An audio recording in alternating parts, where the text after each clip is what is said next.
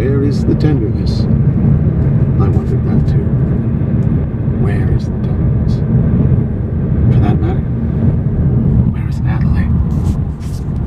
I was getting loopy. I parked in front of my housing. I didn't call it my house or my apartment because it was and felt like campus housing. Night had fallen, but because we are a college campus, there was plenty of artificial illumination. I checked the new email and saw it was from Mrs. Dinsmore. The subject read, "Here's the student file you requested." Good work, you sexy beast, I thought. I clicked on the message. It read, in its entirety, "How much elaboration do you need on here's the student file you requested?" Clearly the answer was no. My phone's screen was too small to see the attached file, so I hurried up the walk in order to view it on my laptop. I put my key in the lock, opened the front door, and flipped on the lights. For some reason, I expected, I don't know, to find the place in shambles, as though someone had ransacked the joint, as they say. I had seen too many movies. My apartment remained, at kindest, nondescript. I rushed over to my computer and jumped on the email. I opened the one from Mrs. Dinsmore and downloaded the attachment. As I mentioned earlier, I saw my student file years ago. It was, I thought, a tad disturbing, reading professors' comments that had not been shared with me. I guess at some point the school decided that it was too much to store all these old records, so they'd scanned them into digital forms. I started with Todd's freshman year. There was nothing particularly spectacular there, except that Todd was, well, spectacular. Straight A pluses across the board. No freshman got straight A pluses. Professor Charles Powell noted that Todd was an exceptional student. Professor Ruth Kugelmass raved a special kid. Even Professor Malcolm Hume, never one easy with praise, commented Todd Sanderson is almost supernaturally gifted. Wow. I found this strange. I had been a good student here, and the only note I'd found in my file was negative. The only ones I'd ever written were negative. If all was okay, the professor just left it alone and let the grades suffice. The rule of thumb in student files seemed to be, if you have nothing negative to say, don't say anything at all. But not with good old Todd. First semester sophomore year followed the same pattern. Incredible grades. But then things changed abruptly. Next to second semester was a big LOA. Leave of absence. I checked for a reason, and it only said personal. That was bizarre. We rarely, if ever, leave it at just that.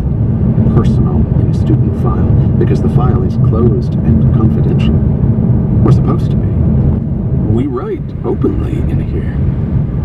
So why be so circumspect about Todd's LOA?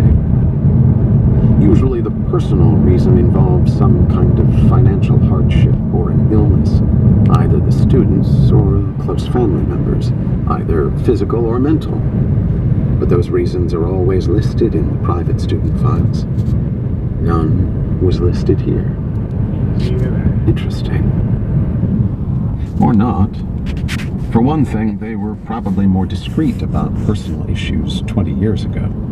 But second, well, what on earth could Todd's taking time off as a sophomore have to do with his marrying Natalie and then dying and leaving behind a different wife? When Todd came back to school, there were now more professor comments, not the ones a student would long for. One professor described him as distracted. Another said that Todd was clearly bitter and not the same. Another suggested that Todd should take more time off to deal with the situation. No one mentioned what the situation was. I clicked to the next page. Todd had been brought up to the disciplinary board. Some schools have students deal with disciplinary issues, but we have a 3-professor rotating panel. I did it for a 2-month stint last year. Most of the cases that came before us dealt with 2 campus epidemics. Underage drinking.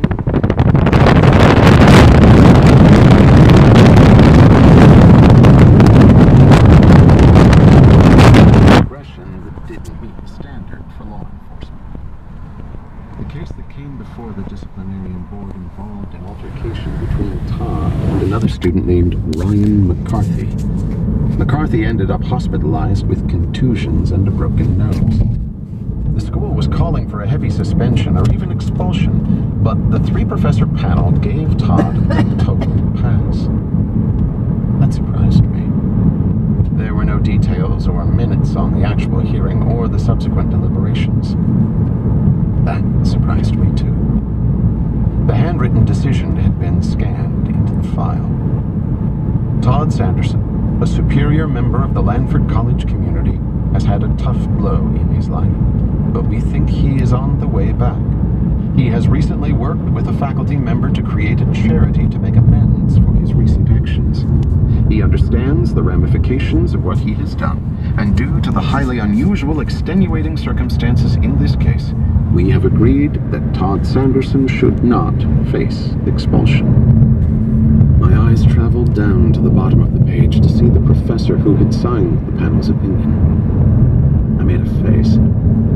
Professor